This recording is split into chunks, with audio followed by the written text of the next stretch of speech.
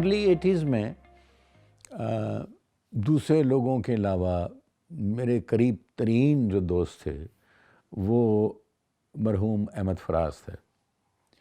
وہ لنڈن میں تھے اس زمانے میں، جو ایگزائل کا زمانہ تھا. ایک ایسا فیز تھا کہ پاکستان کی تمام لیڈرشپ، پولیٹیکل، لٹری، وہ سب کے سب یہاں تھے لنڈن میں. اس زمانے میں احمد فراز میرے تقریباً ایک تو بڑے بھائی بھی تھے، لیکن روزانہ کے سمجھو دوست بھی تھے میرے. ایک دن میں نے انہیں فون کیا، میں نے کہا آپ کیا کر رہے ہیں شام کو؟ تو کہنے لگے یار آج میں مصروف ہوں، مجھے دلیپ کمار سے ملنا ہے. میں نے کہا کیا؟ دلیپ کمار سے لنڈن میں؟ کہتے ہاں. میں نے کہا مجھے بھی پلیز لے جاؤ ساتھ اپنے، مجھے بھی ملنا ہے دلیپ کمار سے.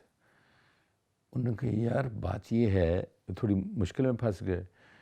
بات یہ ہے کہ وہ مجھے بلایا ہے سلمیٰ آغا کے پیرنٹس نے، اور میں ذرا ان سے بات کر لیتا. میں کہا پلیز کریں، منت کریں، پاؤں پڑیں ان کے کہ مجھے ضرور لے کے جانا ہے، بیکاز میں دلیپ کمار کو دیکھنا چاہتا ہوں، ملنا چاہتا ہوں. انہوں نے کہا اچھا. ان کا فون آیا کہ میں نے سلمیٰ آغا کی مدر سے بات کی، اور انہوں نے کہا دونوں آنکھوں پہ آپ کے دوست ہیں تو ہمارے بھائی ہیں، ویلکم. جی ہم نے اپنا بیسٹ سوٹ نکالا، ٹائی شرٹ لگا کے، ہم خوشبوئیں لگا کے دلیپ کمار سے ملنے کے لیے جا رہے ہیں، جیسے کسی محبوبہ سے ملنے جا رہے ہیں. جو سلمیٰ آغا کے پیرنٹس کا فلیٹ تھا وہ لنڈن میں بیکر اسٹریٹ ایک جگہ ہے، اس کے نزدیک تھا.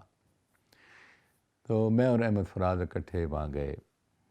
تو مہمان گرامی جتنے تھے وہ آ چکے ہوئے تھے. آپ حیران ہوں گے کہ اس سے بڑی گیلیکسی آف سٹارز میں نے نہیں دیکھی کہیں اپنی مختصر زندگی میں جو میں نے اس شام کو دیکھی.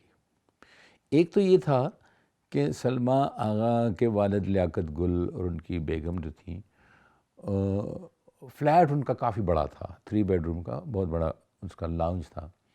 اور سلمیٰ آغا پاکستان کی کسی فلم میں کام کر رہی تھیں جس کا نام مجھے نہیں آتا. تو اس کا پورا یونٹ لنڈن آیا ہوا تھا، اور اس کے ڈائریکٹر تھے حسن عسکری. یہ نام مجھے یاد ہے، میں کبھی ان کو پہلے نہیں جانتا تھا. اور جاوید شیخ اس فلم کے ہیرو تھے. تو اس شام میں ان کو پورا یونٹ، جو ڈائریکٹر اور باقی سارے تھے، وہ بھی وہاں تھے. لیکن جو سب سے اہم تھے وہ تھے دلیپ کمار مرحوم، ان کی بیگم سارا بانو. سارا بانو کی والدہ پری چہرہ نسیم کہتے تھے، نسیم ان کا نام تھا. تو اتنی خوبصورت تھی وہ کہ پری چہرہ نسیم کے نام سے پہچانی جاتی تھی. احمد فراز آف کورس جن کے ساتھ میں گیا تھا، اور نور جہان. آپ اندازہ کریں یہ وہ گیلیکسی تھی سٹارز کی اور ان کی. اور ایک شام ایسی تھی کہ میں جب داخل ہوا تو میرے تو پاؤں ہل گئے کہ ادھر آ کے میں فٹ ہو گیا ہوں. پھر میں نے فراز سے کہا مجھے انٹروڈیوس کرا دیں دلیپ صاحب کھڑے تھے وہاں.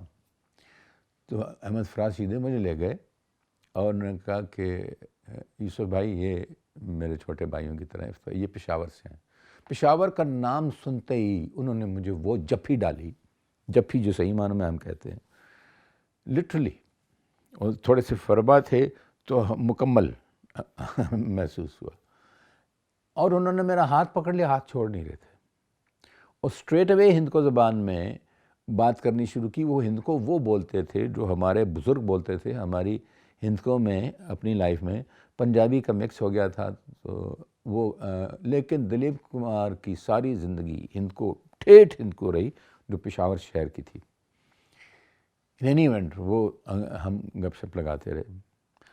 تو تھوڑی دیر کے بعد انہوں نے مجھے آ کے ہاتھ سے پکڑا کہ آ یار افتخار وہاں بیٹھتے ہیں ہمیں کونے میں. سم ہاؤ احمد فراز تو تھے ہی، لیکن شاید احمد فراز کو اس حوالے سے نہیں جانتے تھے جو پشاور شہر کا کسی بندہ، وہ میں تھا. تو ہم جا کے ایک 2 کرسیوں پہ ایک کونے میں جا کے بیٹھ گئے. تو مجھے کہتے ہیں یار سنا پشاور دی گلاں. اب پشاور دی گلاں میں نے کہا جی کتوں شروع کراں؟ یار کسی پاسوں شروع کر، ان این ایونٹ ہم پشاور کی باتیں کر رہے ہیں، اتنے میں حسن عسکری صاحب جو تھے، جو پاکستانی فلم کے ڈائریکٹر تھے، جو کرو کے ساتھ آئے تھے، وہ جب پہلی دفعہ دلیپ صاحب سے ملے تو ان کے پاؤں پہ گر گئے تھے، وہ بڑی مشکل سے ان کو اٹھایا تھا ہم نے کہ یہ میری تقدیر، یہ اللہ کا کرم، میں آپ سے مل رہا ہوں۔ انہوں نے کہا نہیں آپ خود بڑے فنکار ہیں، آپ نے بڑی اچھی فلمیں بنائی ہیں، میں نے دیکھی بھی ہیں، یہ انہوں نے کہا، میں نے نہیں دیکھی تھی تو دلیپ صاحب نے۔ اینی ویز، تو جب ہم جا کے بیٹھے ہوئے تھے، وہ تقریباً 1 گھنٹہ 1.5 گزر گیا تھا۔ اس وقت حسن عسکری صاحب سیدھے چل نہیں پا رہے تھے کسی وجہ سے، دیکھا تو حسن عسکری صاحب ایک پاؤں ادھر رکھا، دوسرا پاؤں ادھر گیا۔ میں نے آپ سے کچھ پوچھنا ہے۔ اب وہ دلیپ صاحب نے دیکھا، جی آئیے، آپ وہ لے آئیے کوئی کرسی یہاں۔ نہیں میں نے یہیں سے کھڑے ہو کے بات کرنی ہے۔ انہوں نے کہا فرمائیے۔ میں نے آپ سے 2 سوال کرنے ہیں۔ ایک سوال یہ کہ آپ کے بارے میں مشہور ہے کہ آپ فلم کی کہانی پڑھتے ہیں، اور اس کے بعد اگر آپ کو اس میں اپنا رول پسند آتا ہے تو آپ وہ فلم کرتے ہیں، ورنہ آپ چھوڑ دیتے ہیں۔ اب دلیپ صاحب یہ دیکھ رہے ہیں، اللہ گواہ ہے میں ایک ورڈ کا وٹنس ہوں۔ انہوں نے کہا اچھا دوسرا سوال؟